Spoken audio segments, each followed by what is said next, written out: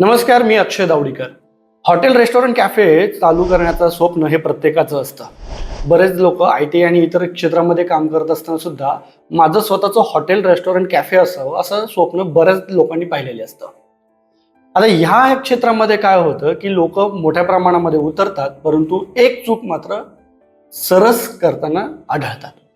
ते म्हणजे hotel restaurant cafe चालू करताना कुठेतरी स्वस्त जागा मिळते म्हणून ते लोकेशन चॉईस करतात. पण जर तुमचं लोकेशन चुकलं तर हाच व्यवसाय अक्षरशः कोलॅप्स होऊ शकतो.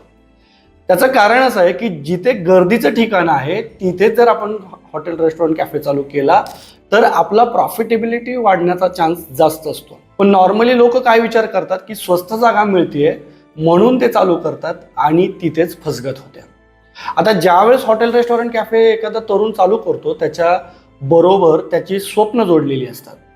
त्याचं एक चांगलं स्वप्न असतं की माझं हे हॉटेल रेस्टॉरंट कॅफे एक चांगला ब्रँड झाला पाहिजे, त्याच्या फ्रँचायझी आउटलेट आल्या पाहिजेत आणि जास्तीत जास्त माझी ओळख ह्या ब्रँडने निर्माण झाली पाहिजे. परंतु ह्या पहिल्याच टप्प्यामध्ये आपण चुकीचं पाऊल उचलल्यामुळं हा ब्रँड मोठा होत नाही, कस्टमर्स आपल्याकडे येत नाही. त्याचं लोकेशनचा हा सगळ्यात मोठा इम्पॅक्ट आपल्याला जाणवतो.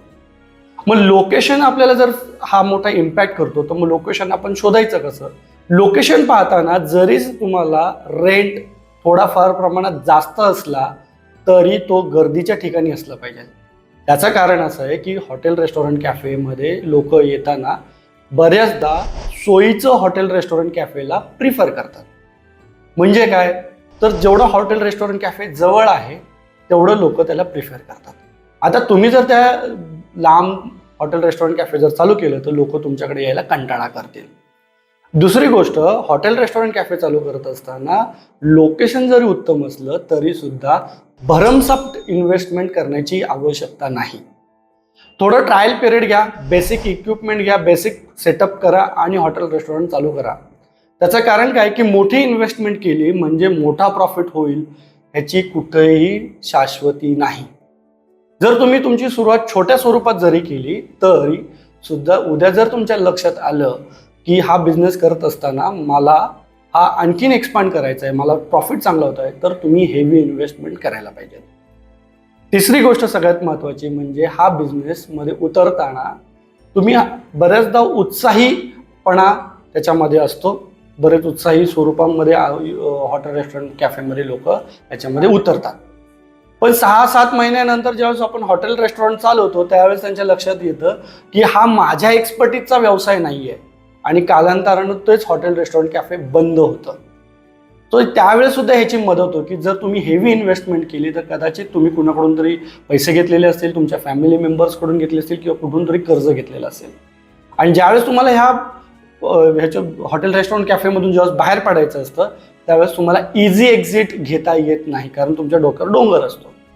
सो तुम्ही तुमची इन्व्हेस्टमेंट छोटी जरी ठेवली तरी तुम्हाला इझिली एक्झिट घेता आलं पाहिजे अशा पद्धतीची तुमची बेसिक इन्व्हेस्टमेंट असली पाहिजे. आणि सगळ्यात महत्त्वाचा चौथा मुद्दा जो आहे तो म्हणजे जर समजा तुम्हाला कोणताही खाद्यपदार्थ विकण्याची कौशल्य जर तुमच्याकडे नसेल तर या क्षेत्रात येऊ नका. कारण सेटअप उभा केला, हॉटेल रेस्टॉरंट कॅफे चालू केलं, परंतु तुम्हाला खाद्यपदार्थ विकण्याची कलाच जर तुमच्याकडे नसेल तर तुम्ही जास्त सेल करू शकणार नाही. आणि सेल हा प्रत्येक बिझनेसचा गाभा असतो. जेवढा जास्त सेल तेवढं प्रॉफिटेबिलिटी वाढते आणि तुमची सस्टेनेबिलिटी वाढते. सो त्यामुळे जर तुमच्याकडे सेल्सचं कौशल्य नसेल तर थोडासा विचार करा किंवा तुम्ही सेल्स कसा वाढवायचा त्याच्यात तुम्हाला ट्रेनिंगसुद्धा घेणं आवश्यक असतं. तुम्ही ते ट्रेनिंग घेऊन तुम्ही हे कौशल्य वाढवू शकता. अर्थात असे ट्रेनिंग्स आम्ही स्वतः घेतो. आम्ही 11 प्रकारचे सेल्स टेक्निक्स आम्ही हॉटेल रेस्टॉरंट कॅफेना शिकवतो.